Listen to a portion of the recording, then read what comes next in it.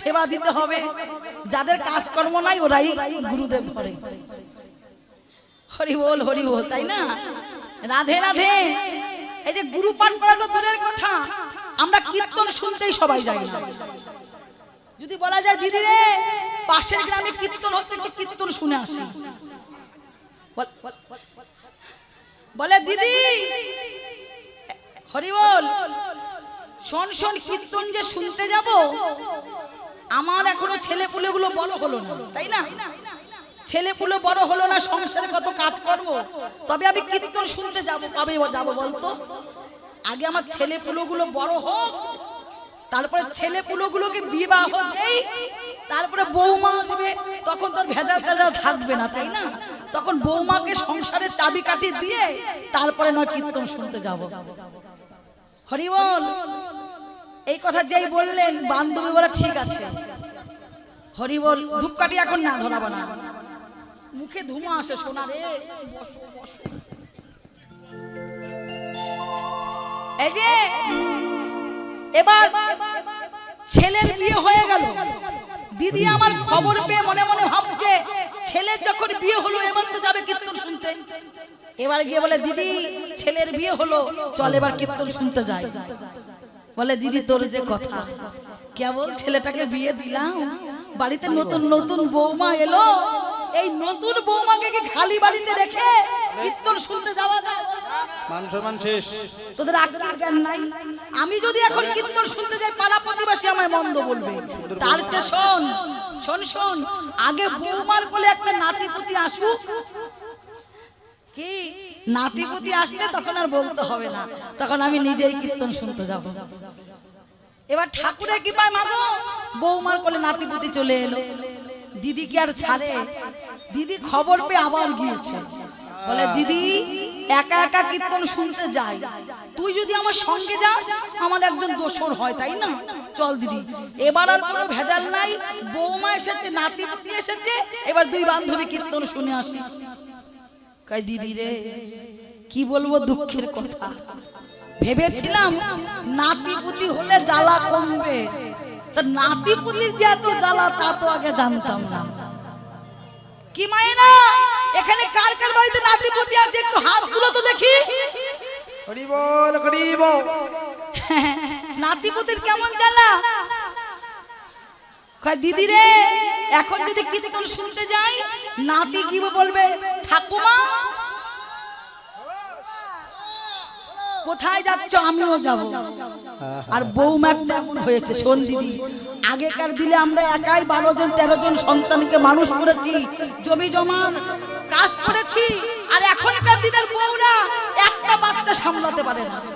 হরি বল হরি বল। এখন যদি আমি কীর্তন শুনতে যাই আমার বৌমা বলবে, মা আপনি যে কীর্তন শুনতে যাচ্ছেন তা আপনার নাতিকে দেখবে কে?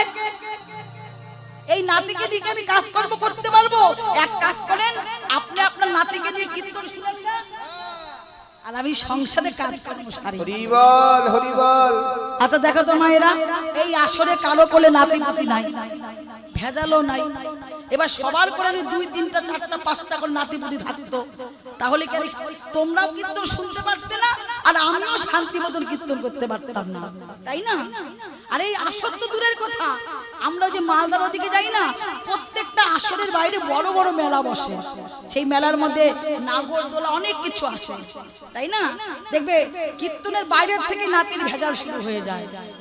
এই যে দোকানে যেন কি কি বিক্রি হয়, দোকানের মধ্যে প্লাস্টিকের মধ্যে হলুদ হলুদ লম্বা লম্বা কি জানি নাম, দিলখুশ। মায়েরা দিলখুশ চিনো? দিলখুশ মানে নল পাপড়। হরি বল হরে কৃষ্ণ। মায়েরা একটু সবাই সামনে এগিয়ে এগিয়ে আসো, সবাই একটু এগিয়ে এগিয়ে আসো, সবাই হরি বল সামনে এগিয়ে এগিয়ে আসো, কারণ পিছনে আরো অনেক ভক্তবিন্দু এসেছে, ওরা বসবে তো। এবার যেই নাকি নাতি দিলখুশ দেখেছে, নাতির মনও খুশ, বলে ঠাকুমা তুমি পয়সা এনেছো? এবার ঠাকুমা বলছে ভাই রে পান সেবা করার জন্য তো 10 টাকা এনেছিলাম, বলে ঠাকুমা আমাকে তাহলে সেই টাকাটা দাও, আমি দিল খুশ সেবা করব। এবার যেই নাকি নাতি পয়সা দিয়েছে, এবার দিল খুশ কিনেছে, এবার নাতির মনও খুশ। হরি বল। ঠাকুমা হবে নাতি যখন এত ভালো, আমি আর পেছনে বসে বসে কেন কীর্তন শুনবো, তাহলে আমি সামনে বসে শুনি। এবার ঠাকুমা বান্ধবী নাতি তিনজনে সারি সারি বসেছে। ঠাকুমা শুনে কীর্তন, নাতি সেবা করে দিল খুশ। ঠাকুমা শুনে কীর্তন, নাতি সেবা করে কি সেবা করে? দিল খুশ। এবার কীর্তন শুনতে শুনতে তোমরা যেমন প্রেমালিঙ্গন করছো, এবার বান্ধবী ভাবে ঠাকুমা ভাবে আমরাও দুই বান্ধবী একটু প্রেমালিঙ্গন করি। এবার দুই বান্ধবীতে প্রেমালিঙ্গন করছে।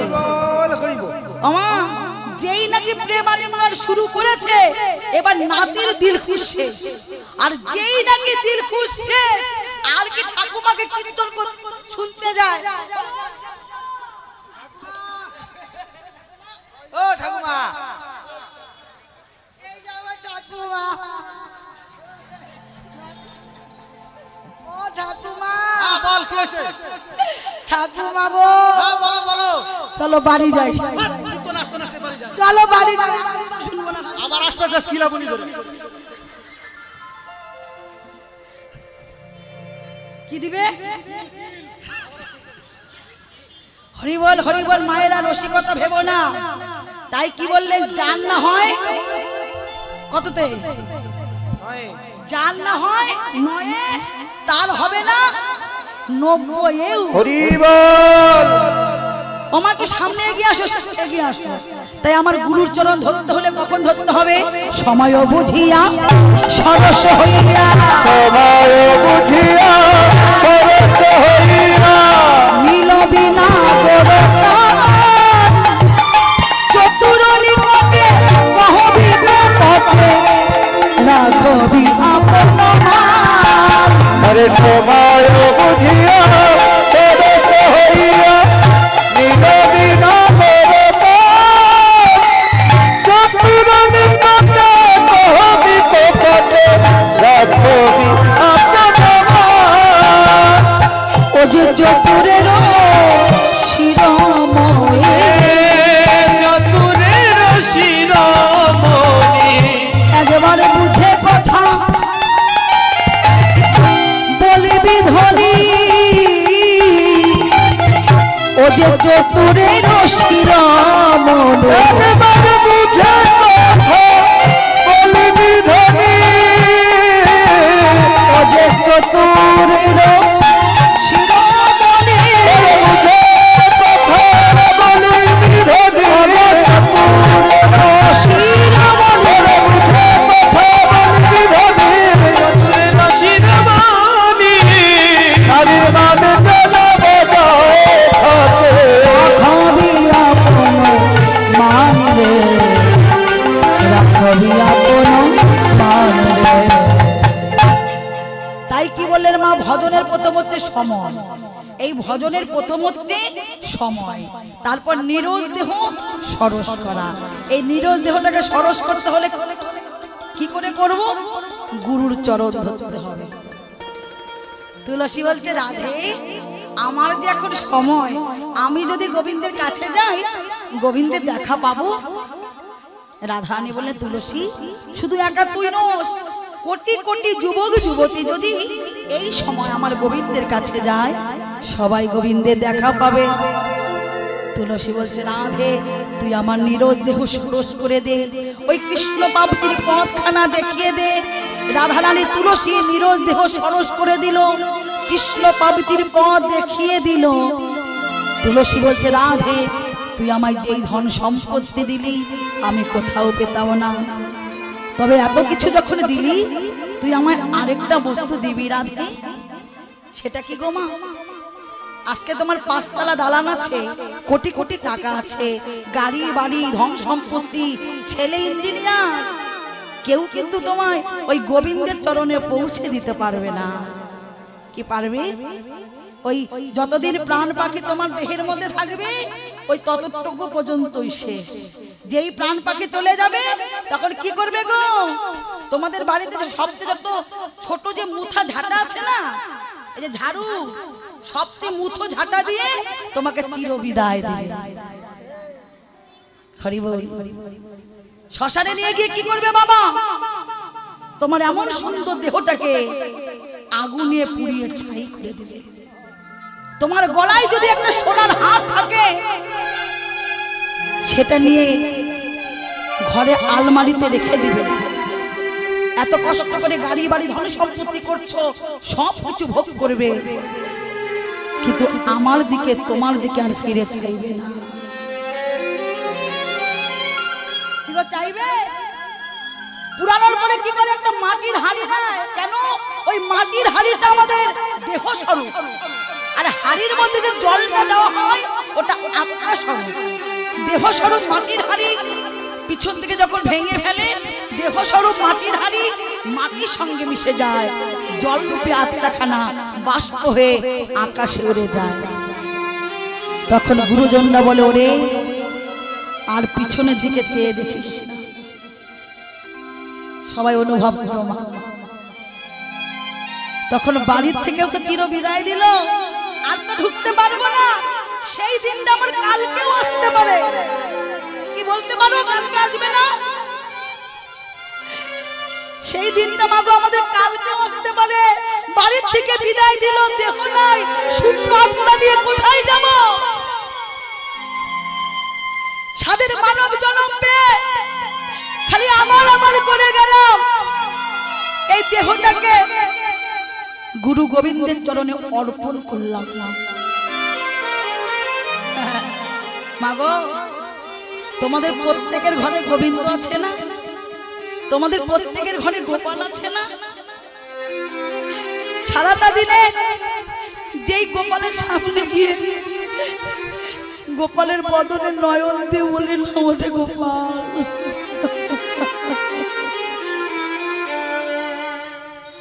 তুমি কেমন আছো? ভগবান কি কিছু চায় গো? কিচ্ছু চায় না। কেউ যদি সারাটা দিন পরে একটু তুলসী পল্প আর গঙ্গা জল দিয়ে ভগবানকে ডাকার মতো ডাকতে পারে, ভগবান তাতেই সন্তুষ্ট। মাগো, গঙ্গা জল যদি না থাকে, দুফোঁটা নয়নের জল ফেলে দিয়ে কেউ যদি হা কৃষ্ণ গোবিন্দ বলে ডাকতে পারে, ও হে প্রাণনাথ গো,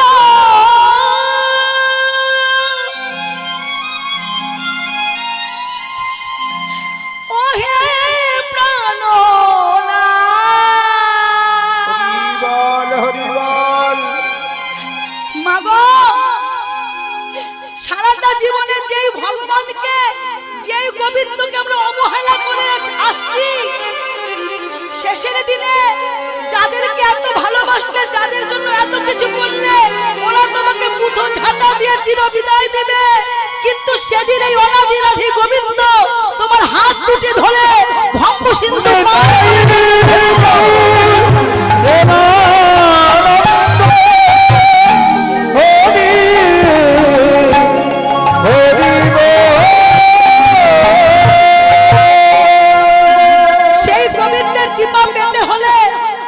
গোবিন্দের চরণ সেবায় লাগতে হলে, গোবিন্দের কাছে যেতে হলে, তোমার মানব জনমটা ধন্য করতে হলে আগে ধরতে হবে গুরুর চরণ, বৈষ্ণবের চরণ। তাই তুলসী বলছে, রাধে আমি তো গোবিন্দের কাছে যাব। ও মা, আজকে তুলসী গোবিন্দের কাছে যাচ্ছে না মা, একটু অনুভব করো, আমরাও গোবিন্দের কাছে যাচ্ছি কি যাচ্ছি না? একটা করে দিন যাচ্ছে, একটু একটু করে এগিয়ে যাচ্ছি গো। আজকে এই গোবিন্দের কাছে যেতে হলে, গোবিন্দের চরণ পেতে হলে আগে লাগবে ভক্তের কৃপা। আজকে সেই ভক্তের বাজারে আমরা সকলে এসেছি, তাই সবাই মিলে পাশের ভক্তের সঙ্গে প্রেম আলিঙ্গন করে, কারণ ভগবান পাকা মন্দিরে থাকে না, শ্বেত পাথরের মন্দিরে থাকে না, থাকে ভক্তের হৃদয় মন্দিরে। তাই সকলে মিলে পাশের ভক্তের সঙ্গে প্রেম আলিঙ্গন করে চরণ ধুলি অঙ্গে মেখে রাখো, শেষের দিনে সবাই আমার গোবিন্দের যুগল চরণ পাবে। তুলসী বলছে, রাধে গো একবার কৃপা করে আমায় দে দে চরণ আমায় ধুলি আমায় ধুলি দে রা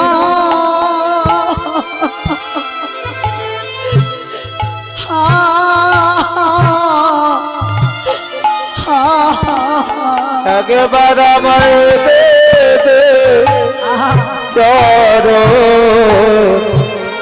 তোর ধুলি আমায় ধুলি দে রায়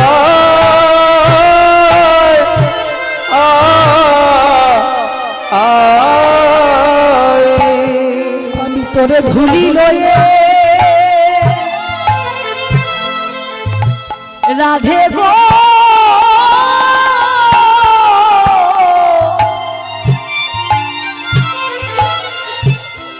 আমি গোবিন্দের পথের যাত্রা হে যাত্রা করি একবার আমায় দে দে চরণ তোর ধুলি আমায় ধুলি দে রায়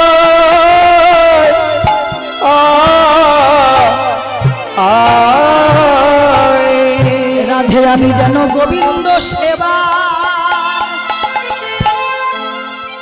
রাধে গো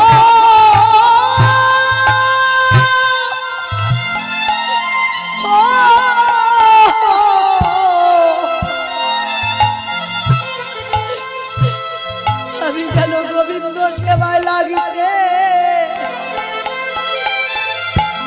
আমি লাগিতে পাহাড়ি একবার আমায় দে দে চরণ হরি বল হরি বল তোর ধুলি আমায় ধুলি দে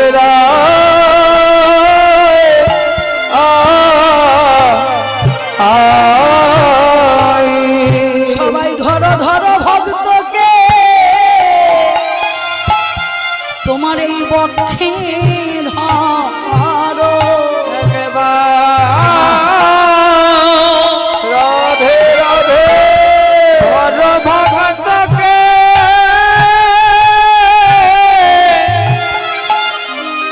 পক্ষে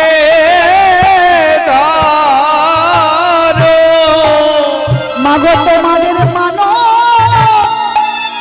এই মানব জন ওগো ধন্য হবে ওগো মাগো একবার ধরে ভক্তকে এই হৃদয়ে ধরে তোমরা আমার গোবিন্দ সেবায় ওই গোবিন্দ সেবায় লেগে যাবে একেবারে ধরে ভক্তকে এই হৃদয়ে ধরে আমরা কত সাধনার ফলে এমন ভক্ত সঙ্গ পেয়েছি গো ওগো আমাদের আর কি ভাববে আজ কত সাধনার ফলে ভক্ত সঙ্গ পেয়েছি সবাই পথের সম্পদ করে নাও গো পথের সম্বল করে নাও গো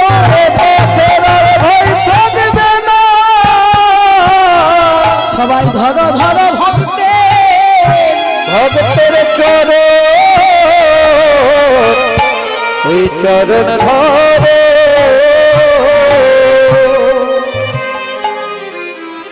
যেই নাকি রাধারানী চরণ ধুলে নিলেন এবার তুলসী রাধারানী বলে তুলসী তুই যখন আমার গোবিন্দের কাছে যাবি এক কাজ কর আমার গোবিন্দর কাছে গেলে গোবিন্দ সেবার বস্তু নিতে হয় আমার গোবিন্দ যেন কি ভালোবাসে কর্পূর তাম্বল তাই তুলসীর আঁচলে বেঁধে দিল আর একটি বিনা সুতার মালা দিয়ে বলছে শোন এই কর্পূর তাম্বুল আমার গোবিন্দের বদনে দিবি, আর এই বিনাশকর মালাখানা আমার গোবিন্দের গলায় পরিয়ে দিবি। এবার তুলসী কি করলেন, কর্পূর তাম্বুলে পটলা মাথায় নিয়ে আর এই মালাটি হাতে নিয়ে সকলে